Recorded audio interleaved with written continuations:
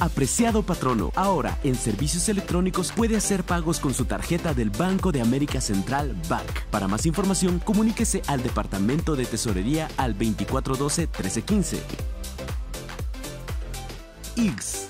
Estimado patrono, si suscribe su reconocimiento de deuda podrá exonerarse del 100% de los recargos por mora en pagos atrasados al IGS y ponerse al día en sus cuotas patronales. Conozca los requisitos, plazos y pagos comunicándose a la Dirección de Recaudación 2412-1424, extensión 1216 y 1217.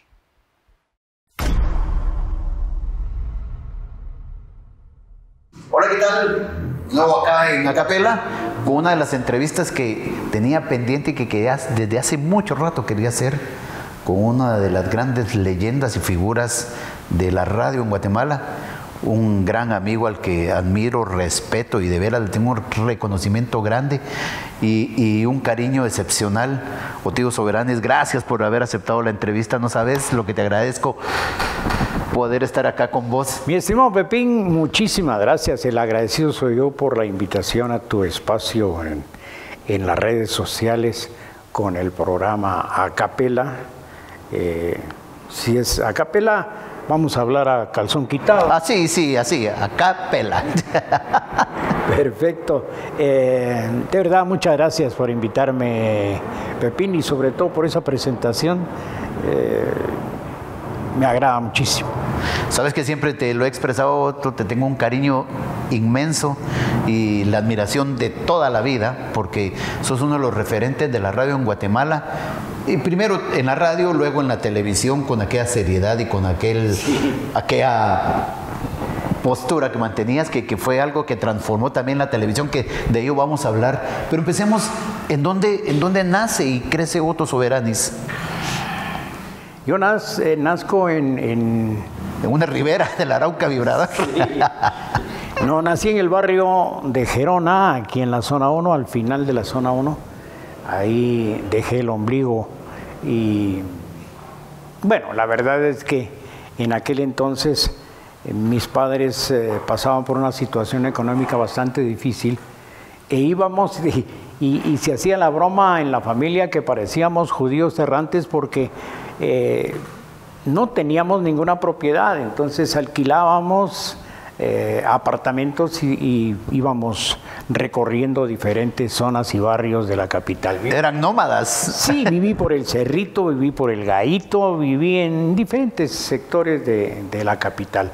Pero me identifiqué muchísimo con Gerona porque ahí hice muchos amigos, ahí aprendí a patinar. Ahí di mis primeros tanes que en el fútbol formábamos un equipo con los muchachos y pertenecimos a una liga de juvenil de fútbol, una liga federada, y lo practicamos. Entonces tengo mucho cariño y mucha identificación con el barrio Gerona. Debido a ese ir y venir de vivir en diversos sectores, ¿no estudiaste en ningún solo lugar, me imagino, o fuiste en varios establecimientos educativos? Mi primaria la hice, eso sí, en una escuela del barrio Gerona. Me recuerdo yo, en aquel entonces las escuelas tenían nombres de personajes de la historia, y la escuela en donde yo me formé en la primaria se llamaba la escuela Cayetano Franco Simón Roy, que estaba situada en la 15 calle y 11 avenida de la zona 1. A la par de esa escuela había del lado de la 11 avenida, había una sastrería que era donde mi señor padre laboraba. Él trabajaba como tenedor de libros, le decían en aquel entonces, a aquel que llevaba las cuentas de un lugar, pero sin ser contador, ¿me entiendes? Sí, pero sí. Sabía todo el teje y maneje, y los informes los firmaba sí a un contador reconocido. Pues ahí era mi papá el tenedor de libros, y ahí conocí al Che Guevara.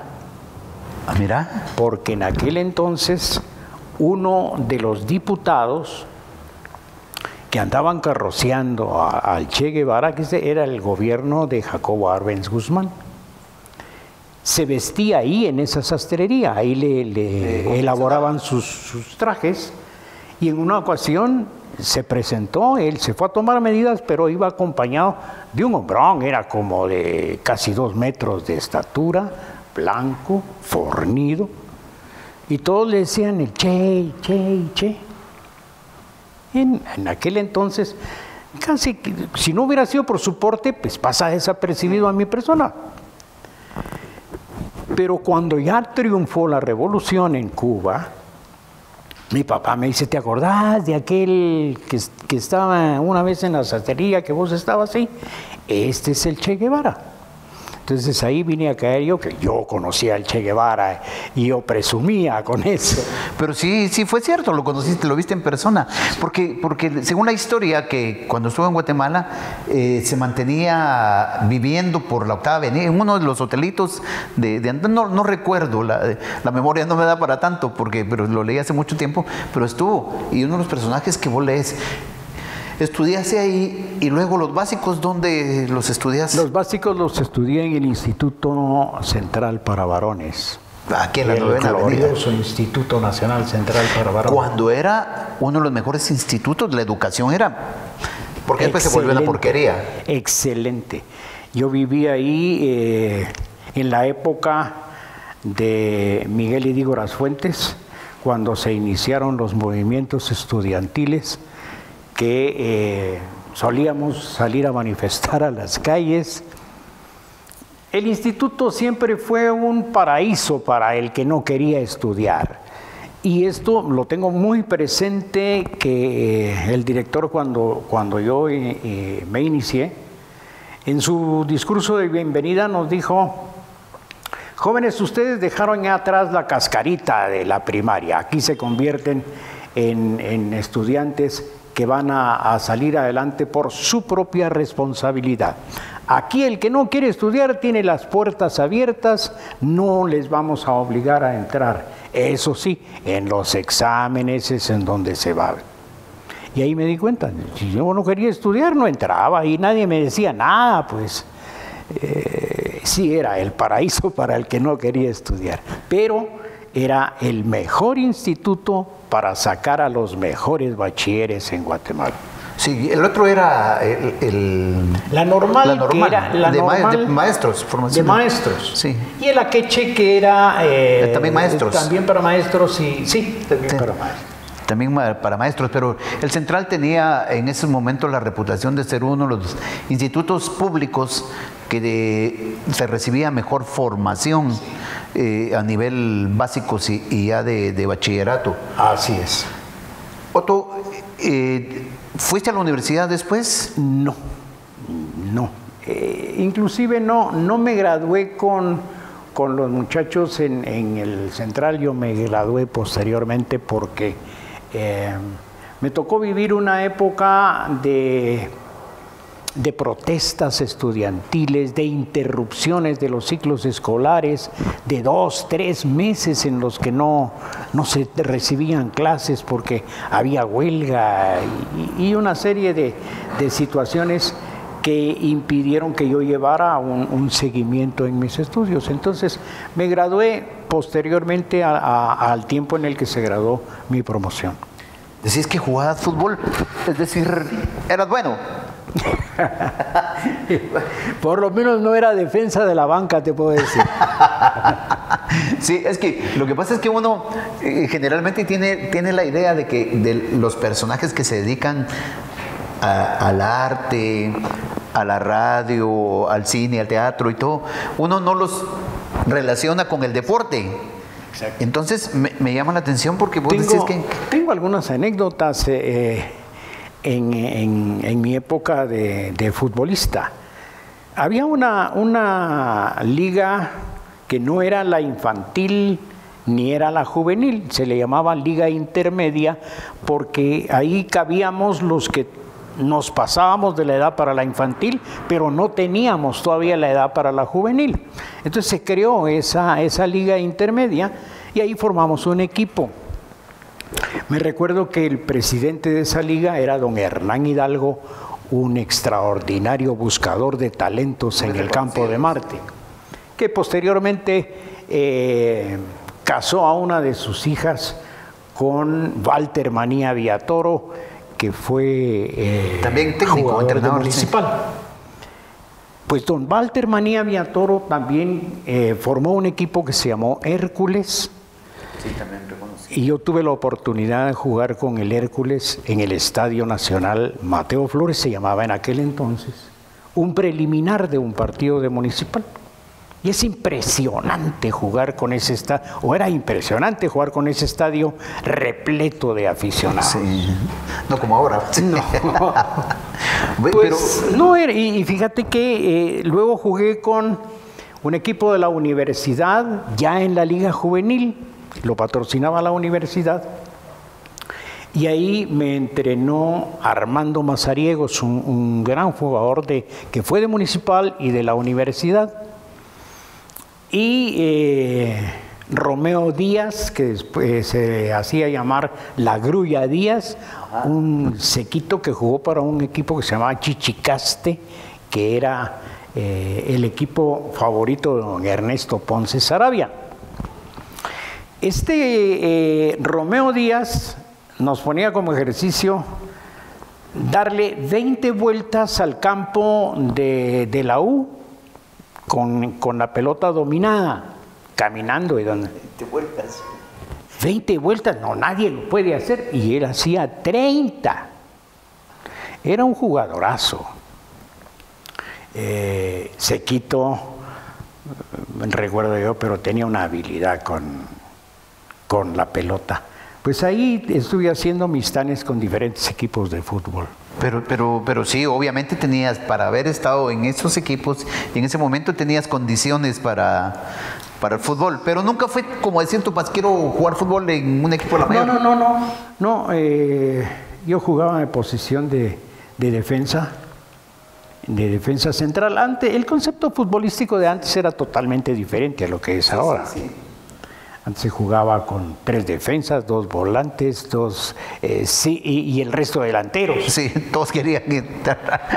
Entonces jugué de defensa central, y dentro de esa etapa me aficioné al Club Comunicaciones. Porque en el barrio todos admirábamos al Club de Comunicaciones. Yo en lo personal tenía como ídolo al Ronco Bellman, que era el defensa central de Comunicaciones en ese entonces. Y la mayoría de jugadores de Comunicaciones trabajaba en el correo. Sí, pues en el correo se llamaba Comunicaciones. Sí. Ahí trabajaba Culiche Espinosa, Pinula Contreras, Macela, el Ronco Bellman. Y entrenaban 3-4 días a la semana en el Estadio Autonomía. Y nosotros, como eran nuestros ídolos, los seguíamos desde aquí de la 8ª Avenida y 12 Calle, donde el bus los llevaba al estadio, y nosotros en camioneta, en bus urbano, íbamos al estadio detrás de ellos. Los mirábamos entrenar, pero dentro de las picardías llevábamos unas mochilas y agujas para desinflar pelotas, porque sacaban el tanate de pelotas para entrenar, y entre pelotazo y pelotazo se iban las pelotas al graderío. Ya había uno de los muchachos ahí atrás con la aguja, desinflaba y la metía en la mochila, y entonces el equipo del barrio ya tenía pelota nueva. De aquellas de un cuero muy especial, que era como de suela de zapato, sí, que se empapaban. Efectivamente. Y yo jugué con pelota todavía de pitón y correa, fíjate, que era precisamente una vejiga dentro de un forro de cuero, pero como no estaba cosida, sino que amarrada con tiras también de cuero, en lugar de esas pelotas cabecearlas, peor cuando se desamarraba eso. Hasta te pegaba un latigazo. Sí. O cuando se pinchaba, había que descoserla, sacar la vejiga y vámonos. ¿Y tus zapatos también eran de aquellos que tenían clavos? Sí, efectivamente, en un establecimiento que se llamaba El Esfuerzo, ahí frente a la Concordia, ahí vendían zapatos y todos los implementos de fútbol. También hay en la 9ª Avenida y 18 Calle. Sí, Novelty. Novelty creo que era la zapatería. en la 11 Avenida, sí. Que vendían, Sí. que vendían esos. Apreciado patrono, ahora en servicios electrónicos puede hacer pagos con su tarjeta del Banco de América Central BAC. Para más información, comuníquese al Departamento de Tesorería al 2412-1315. IGS. Estimado patrono, si suscribe su reconocimiento de deuda podrá exonerarse del 100% de los recargos por mora en pagos atrasados al IGS y ponerse al día en sus cuotas patronales. Conozca los requisitos, plazos y pagos comunicándose a la Dirección de Recaudación 2412-1424, extensión 1216 y 1217. ¿Cuándo Otto se da cuenta que le gusta la radio y que quiere ser locutor?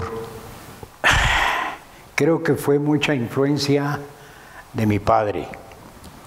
Porque mi padre creció en el barrio Gerona también y ahí hizo amistad con muchas personas que posteriormente se dedicaron a la radio. Locutores como don Jaime Paniagua Salvatierra, el padre de los hermanos Paniagua, y algunos otros eran vecinos de mi padre. Mi padre sentía una afición por la radio y contaba una anécdota que a mí me impresionó muchísimo. Cuando él tenía 16, 17 años, su espíritu aventurero lo llevó a agarrar camino para México sin ningún equipaje más que su mochila. Se fue, creo que pidiendo jalón. Total de que llegó a la Ciudad de México, cuenta él, a las 8 de la mañana. Lo primero que preguntó era dónde quedaban los estudios de la XCW, que era la radio que nosotros con mi padre escuchábamos en las noches. Que tenía onda corta y... Sí, y se agarraba como radio local acá en Guatemala. Y solíamos escucharla con mi padre. Ahí pasaban radionovelas, programas de concursos en vivo. Pues lo primero que preguntó es dónde quedan los estudios de XCW. Se le dieron las indicaciones, se fue a sentar. La radio tenía un teatro estudio en donde con butacas. Algo así como la TGW. Más o menos. Y entonces ahí pasó, dice que cuando se vino a dar cuenta eran las 8 de la noche y él estaba en un país que no conocía, no sabía ni dónde se iba a quedar a dormir. Total de que un señor que estaba allá a la par de él le dijo, pues vamos a mi casa y ahí te quedabas, patojo. Y bueno, y empezó a trabajar en México. Pero lo que me llama la atención es de que era tanta su afición por la radio que lo primero que hizo fue irse a meter a los estudios de una radio. Entonces, esa anécdota creo que me marcó porque quedó muy presente en mí. Y yo empecé a sentir cierta inclinación por la radio, me llamaba mucho la atención. Él te comparte la historia estando patojo. Sí, sí, yo tendría tal vez unos 14, 15 años.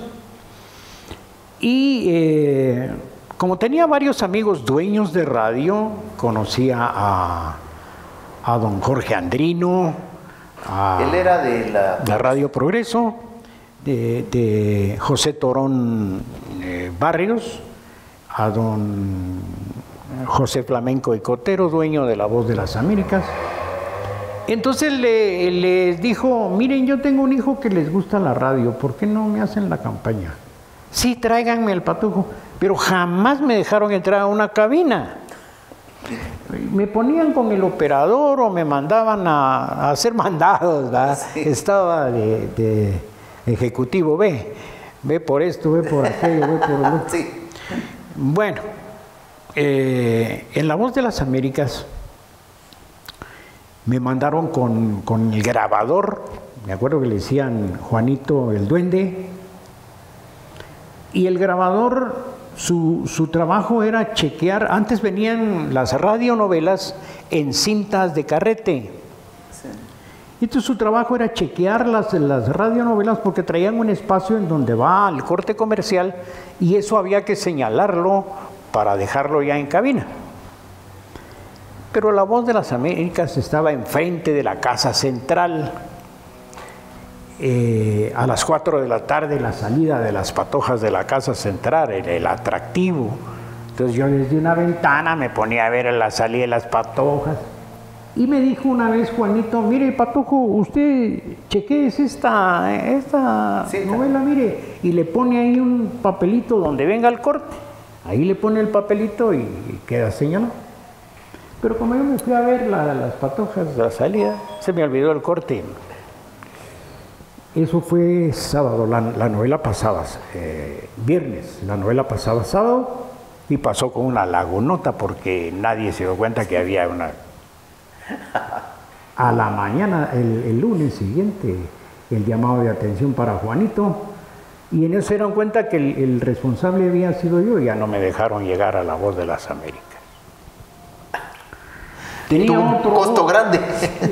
Otro amigo de mi papá, que era don Guillermo Galán Palomo, que era dueño, propietario de una radio que se llamaba Radio 1000, que tenía sus estudios frente al hospital militar, donde creo que ahora está la casa Tau. Chazatao. Ahí estaba Radio 1000. Y bueno, me pusieron a aprender por lo menos a operar. Y en una mañana estaba el locutor que estaba de turno, salía a las 8 de la mañana, pero el que lo iba a sacar no había llegado y me dijo, mire, usted ya sabe operar, ¿verdad? Sí, le dije, ¿por qué no me hace la campaña? Fíjese, me tengo que ir y aquel no viene, mire, en lo que aquel viene, quédese y cruza unas cancioncitas ahí. Bueno, pero viene don Abusivo y abre el micrófono y dice la hora y no estaba autorizado. Y bueno, llegó el locutor y empezó a trabajar y a saludar, y en eso ring el teléfono. Ellos tenían un sistema que para sacar la voz al aire apachaban un botoncito y en una bocina se escuchaba. ¿Tenías el retorno? El interlocutor. Y le dijo, mira, llegaste tarde, va. Sí, pero aquí estaba el Patojo que está viniendo a aprender. Sí, pero ese Patojo el pitío, ¿va? No tiene ni... ¿Qué estar haciendo ahí? Ahí yo lo iba.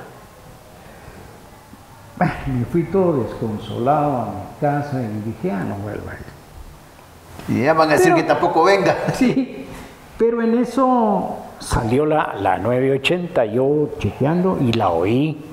Y me di cuenta que era una radio solo de patojos, de mi edad ahí hablando.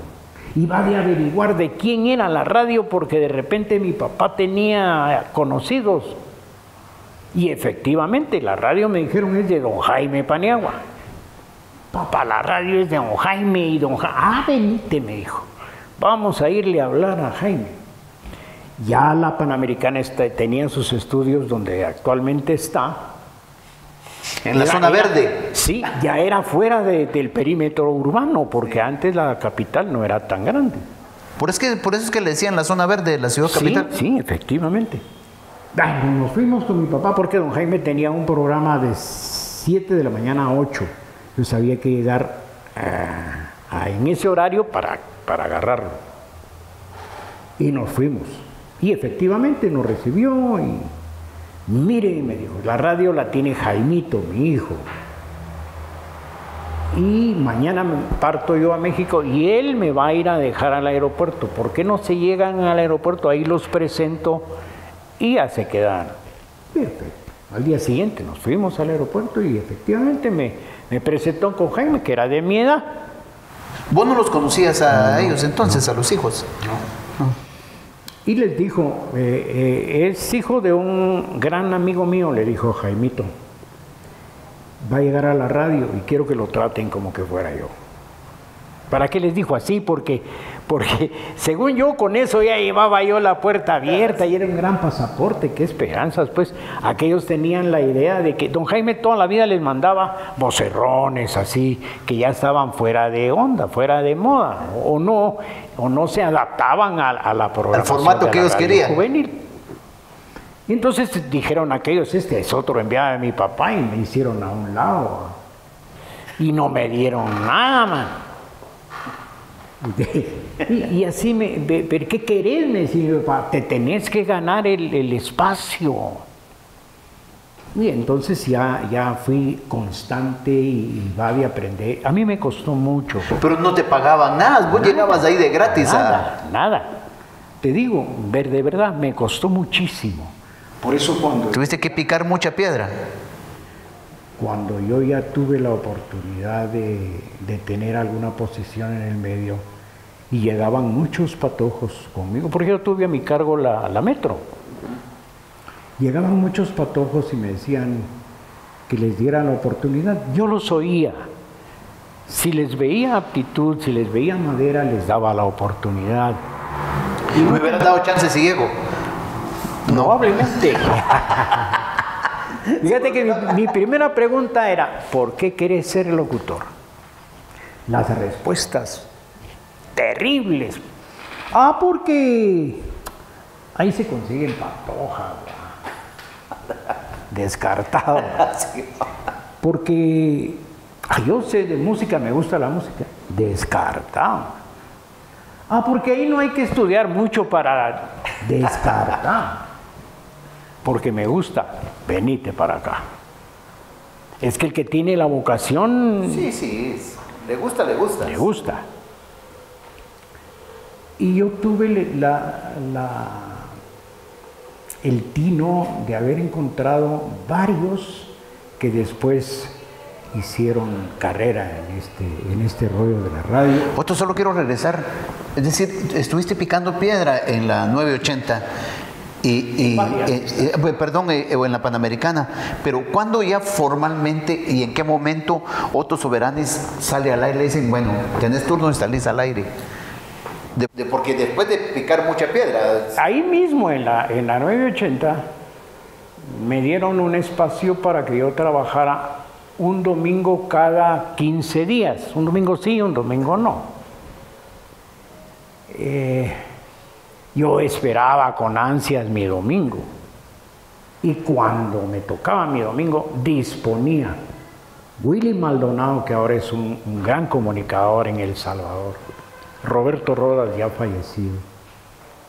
Que ellos iban a trabajar y que yo me esperara para el siguiente 15 días. Y ahí fue donde mi papá, pero tenés que ganar tu espacio. Bueno, al final ya me dejaron trabajar cada 15 días, pero ahí me fui desarrollando y en un momento se dieron cuenta que yo podía sacar un turno diario y me lo dieron. ¿Ya pagándote? Sí, me pagaban 25 quetzales mensuales por 3 horas. 3 horas diarias. 3 horas diarias. Pero te juro, bebé, que con esos 25 quetzales yo podía comprar un par de zapatos, un pantalón y una camisa. Y no en la paca, sí, sino que en los almacenes de prestigio de aquella época. Almacén Vázquez, Almacén Vázquez, El Embajador, Zapatos Canadá. Y me alcanzaba todavía para llevar a la traída los fines de semana al cine. Sí, 25 quetzales. No le daba nada a mí. ¿Quién te dice? ¿Quién te... No, hasta amarrete. ¿Quién te dice, mira, a partir del lunes empezás en tu turno? Bueno, pues ganando los 25 quetzales ahí en la 980, en una ocasión llega Jaimito, ya no vamos a tener plata porque resulta ser que la 980 era Sociedad Don Jaime y otra señora que era viuda de Óscar Conde, la mamá de Manuel Conde, un diputado que tiene aspiraciones de ser candidato para estas elecciones. Ya sé quién es, sí, bueno, innombrable. Bueno, pues ella era la otra socia y tenían divididas las acciones. para que mi papá pueda tener el total de las acciones, vamos a dejar de ganar, decían los muchachos, ¿va? Así que un mes me pagaron mis 25 quetzales y al mes siguiente ya no hay sueldo, mucha, porque hay que pagarle a doña Sonia el valor de sus acciones. Y entonces te puedo decir que esa radio, la 980, era un pedacito de mi propiedad porque ahí iban mis 25 quetzales. Tenías acciones, ¿no? La radio. Pero todo esto cuando se tienen 17 años, Pepín, y se busca un espacio en el medio de comunicación, no tiene importancia. Empezaste muy joven, 17 años. Por eso es que a estas alturas, con casi 60 años de estar en este rollo, pues todavía sigo. Primero porque no sé hacer otra cosa y luego porque yo llevo la radio adentro, Pepín. Sí. Apreciado patrono, ahora en servicios electrónicos puede hacer pagos con su tarjeta del Banco de América Central BAC. Para más información, comuníquese al Departamento de Tesorería al 2412-1315. IGS. Estimado patrono, si suscribe su reconocimiento de deuda podrá exonerarse del 100% de los recargos por mora en pagos atrasados al IGS y ponerse al día en sus cuotas patronales. Conozca los requisitos, plazos y pagos comunicándose a la Dirección de Recaudación 2412-1424, extensión 1216 y 1217. El proceso que pasas de picar piedra, porque a muchos principalmente desde hace muchos años para acá, le ha sido tan fácil entrar a cualquiera una radio. Así es. Con una falta de cultura, de conocimiento, de todo, que uno se pregunta, bueno, ¿qué hace esta gente? Antes había un poquito más como de filtro para saber, sí. Bueno, vos lo hacías, vos decías por qué te gusta la radio y ahí vas viendo. De la 980, te digo, yo me acuerdo, de la 980 no me acuerdo Radio Exclusiva, que al final era la misma. Exacto, porque hubo un cambio, una reunificación de frecuencias, estaban ya muy ocupado el dial. Espectro. Sí. Entonces hubo una redistribución de las frecuencias para que no se hicieran interferencias y a la 980 le corrieron, le quitaron su frecuencia que era 980 kilociclos y de ahí su nombre. Entonces ya no había razón de llamarse 980 porque ya no estaba en esa frecuencia. Entonces le dieron creo que 1270 o algo por ahí y se dispuso llamarla Radio Exclusiva. Esa es otra historia, ahí empezamos también, pero en eso del consorcio Nuevo Mundo tenían una estación de radio que iban a ponerla para competencia de la exclusiva. En la exclusiva habían un personal que le llamaban personal de fines de semana, que solo llegaban los fines de semana, entre semana era como el equipo estelar, digamos. Sí, sí. Pues estos de fin de semana hicieron una rebelión y dijeron, no, pues si nosotros también tenemos aptitudes y merecemos, pero como no nos dan la oportunidad aquí, entonces vamos a buscarla afuera. Y Mario David García lideraba ese grupo. Y platicó como siempre dando golpes. Platicó con don Humberto Juárez, Humberto González Juárez, que era el dueño de Radio Nuevo Mundo, y él le iba a hacer tenía la frecuencia para crear esta radio juvenil también.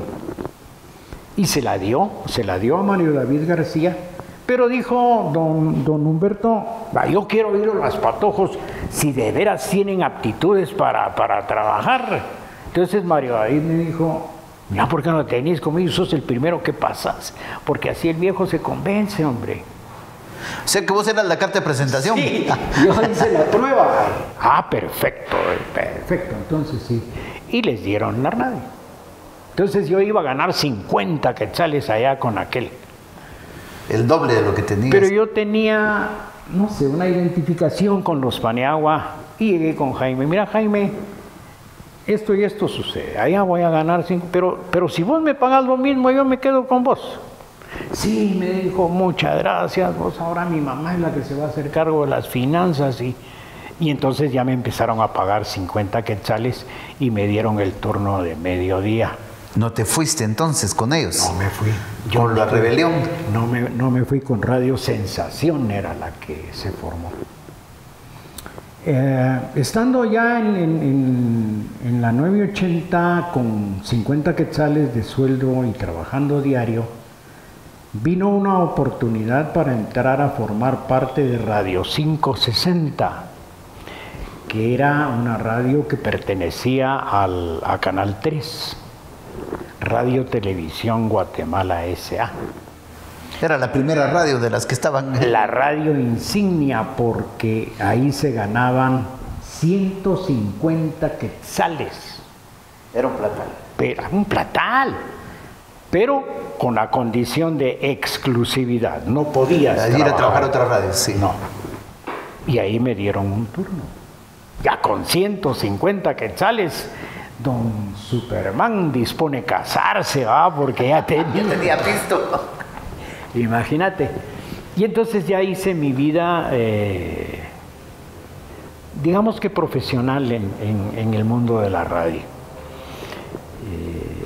Y de ahí en adelante ya he viajado por el cuadrante de Radio 560, retorné a Radio Exclusiva, ya me dediqué a las noticias porque también era parte de mi especialidad, digamos, el pasar noticias en radio. Trabajé en varios radioperiódicos, El Debate, trabajé en Guatemala en Marcha, saqué 2 que 3 emisiones de Guatemala Flash y ahí hice mi vida profesional en la locución. Otto, llega un momento en el que se hace una transición así un poco que abrupta, porque de repente apareció una radio, luego fueron así, cuando el AM, que en paz descanse, digo yo, porque ahora nadie la escucha, se pasa al FM. ¿Cómo sucede ese proceso? ¿A quién se le ocurre que el FM es mejor que...? Porque, por ejemplo, en Argentina o en Estados Unidos el AM sigue siendo una de las bandas favoritas. Sí, lo que sucede es de que el FM ya tenía el sistema de estéreo. Entonces, obviamente, la música se disfruta mejor en estéreo. El FM era para oír música. Y recuerdo yo que justamente creo que la primera, si no mi memoria me falla, la primera estación fue Favo Estéreo. Y ese fue su plus, digamos. Su plus, el ser una estación musical. Pero después empezó, obviamente, el proceso. En Estados Unidos también se empezó a experimentar el FM y a llevar las programaciones de AM a FM. Y el AM ya quedó solamente para emisiones habladas, digamos, ¿qué te digo? Noticias, programas de carácter religioso, en fin, pero ya no musical. Pero el alcance del AM es superior al FM. El sonido de AM es mucho más amplio. Por eso AM es amplitud modulada. Y el FM es frecuencia modulada, es decir, es más apretado. Pero esa transición que se hace, ¿dónde caes vos ya al FM después de estar en AM? ¿Tu primera estación? Mi primera estación en FM fue Metro Estéreo, que alguien que había sido oyente de Radio Exclusiva dispuso poner su radio, que fue Ruggiero Mauro Rodio, y puso Metro Estéreo. Y quien formó el equipo para transmitir pensó en mí, y entonces ahí ya iba a ganar yo 600 quetzales mensuales. Era de los mejores cotizados económicamente. Otto, Es decir, ya tenías una reputación que habías formado. Superman nace en Metro Estéreo. ¿Y cómo nace? En los finales de la exclusiva fue cuando ya estaba yo trabajando para la televisión en el noticiero de Aquí el Mundo. Porque los oyentes decían que yo en la noche era muy circunspecto, dando noticias muy serio, y que la mañana era una molestadera en mi turno. Entonces usted tiene dos personalidades, me decía, ¿verdad? Usted es Clark Kent en la noche y es Superman en la mañana. Y coincidió con que en ese momento llegó al cine la saga de las películas de Superman, que fue por los principios de los 80 más o menos. Y entonces ya me dijeron de Superman. Pero yo mi espacio en la Metro lo identifiqué como la moto de Otto. Que al final de cuentas ni sé manejar moto y nunca en mi vida la he manejado, pero me gustó rimar ahí la moto de Otto y bueno, y ahí hacía yo toda la bulla. Y ahí se me ocurrió también saludar cumpleañeros en rima. Ajá. Y a alguien le gustó y entonces ya me dediqué yo a hacerlo. Incluso tenías franja específica para saludar a los cumpleañeros con rima. Exactamente. ¿Tenías algún tipo de condicionamiento de qué hacer en la radio o te daban la libertad de que hicieras? Sí. Te dan programaciones, como antes, que tienes la programación que hay que cumplir, pero si a uno le vale, no puede. No, nunca trabajé yo con una programación, nunca trabajé con un script, nunca me dijeron tiene que hacer esto y lo otro, sino que a mí me dieron toda la libertad del caso y lo agradezco porque es una confianza que definitivamente sirvió de ejemplo para muchas generaciones. El asunto es en ser responsable, ¿me entiendes? Alguien dijo una vez que el locutor es el índice de la cultura de un pueblo y como tal debe de primero prepararse culturalmente y tener la herramienta, no ser un experto en todo, pero sí conocer algo de todo para que sus recursos al aire sean no pajas como actualmente podemos escuchar en radio.